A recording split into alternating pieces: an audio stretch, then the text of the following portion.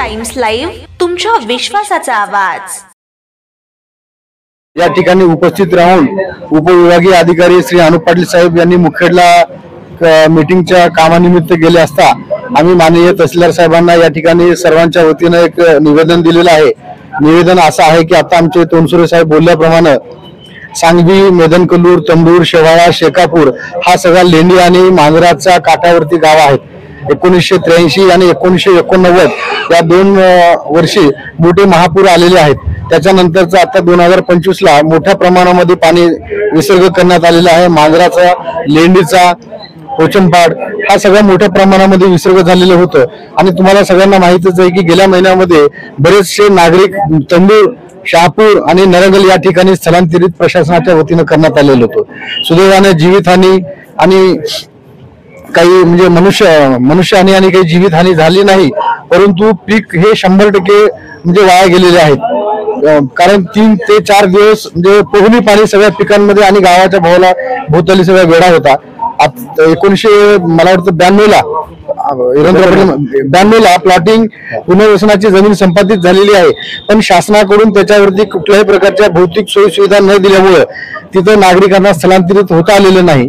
आणि या ठिकाणी एक कर्तव्यदक्ष अधिकारी म्हणून श्री अनुप पाटील साहेब आणि भरत सूर्यवंशी साहेब यांना आमच्या सगळ्या गावकऱ्यांच्या वतीने अतिशय नम्र अशी विनंती आहे की त्यांनी लवकरात लवकर प्रशासनाच्या पुढे वारंवार माननीय जिल्हाधिकारी महोदय आणि मंत्रालयामध्ये ज्या काही मीटिंग होतात त्यासाठी आमच्या शासन दरबारात प्रश्न मांडून भौतिक शाळा सुविधा म्हणजे स्मशानभूमी असेल, शाळा असेल, रस्ता असेल, नाली असेल, लाईटची व्यवस्था असेल, ह्या सगळ्या सुविधा त्या ठिकाणी लवकरात लवकर करून द्यावे।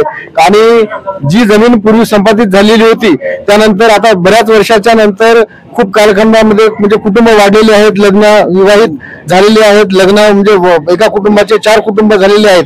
त्याच्यामुळे परत जमीन संपादित करून अधिकची जमीन सुद्धा संपादित करणं अत्यंत आवश्यक आहे। कारण आमच्याकडे सांगलीला सगळे इरिगेशन असल्यामुळे गोरगरीब लोक, मजूरकार लोक आहेत। 4 लाख रुपये म्हणजे प्लॉट म्हणजे तिथे कोणी भेटायला तयार नाही, अशा प्रकारची परिस्थिती आहे।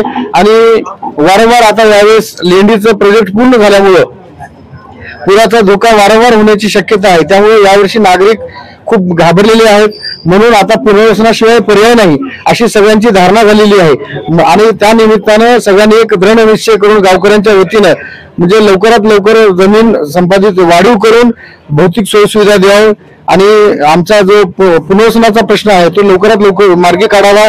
जमिनी खरडून गेलेल्या आहेत, रस्ते सगळे पूर्ण पाण्याने खराब झालेले आहेत। सावरगाव आणि सांगवी याला जोडणारा एक छोटासा पूल आहे, त्याची उंची वाढवून मोठ्या प्रमाणामध्ये पूल घेणं सुद्धा या निमित्तानं फार म्हणजे गरजेचं आहे। त्या प्रकारचं निवेदन वारंवार जे लोकप्रतिनिधी या भागामध्ये सन्माननीय आमदार साहेब, खासदार साहेब, आमचे रवींद्र पाटील चव्हाण साहेब आले असता आम्ही त्यांना निवेदनाच्या वतीनं आणि सगळ्या गावकऱ्यांच्या वतीनं सुद्धा आम्ही त्यांना निवेदन दिलेलं आहे। तर लवकरात लवकर ह्या सगळ्या नागरिकांच्या वतीनं मी एक प्रातिनिधिक स्वरूपामध्ये मी तुमच्या प्रसार माध्यमाच्या माध्यमातून विनंती करतो की सगळ्यांच्या भावना लक्षात घेऊन हे लवकरात लवकर प्रश्न मार्गी काढतील अशी मी त्यांना विनंती करतो। आणि गावाचा जो पुनर्वसनाचा हा प्रश्न आहे आणि याकडे संबंधित राजकीय आणि अधिकारी जाणीवपूर्वक दुर्लक्ष करत असल्याची चर्चा होती। नाही, तसं काही नाही। राजकीय किंवा प्रशासन याच्याकडे दुर्लक्ष केलेलं नाही।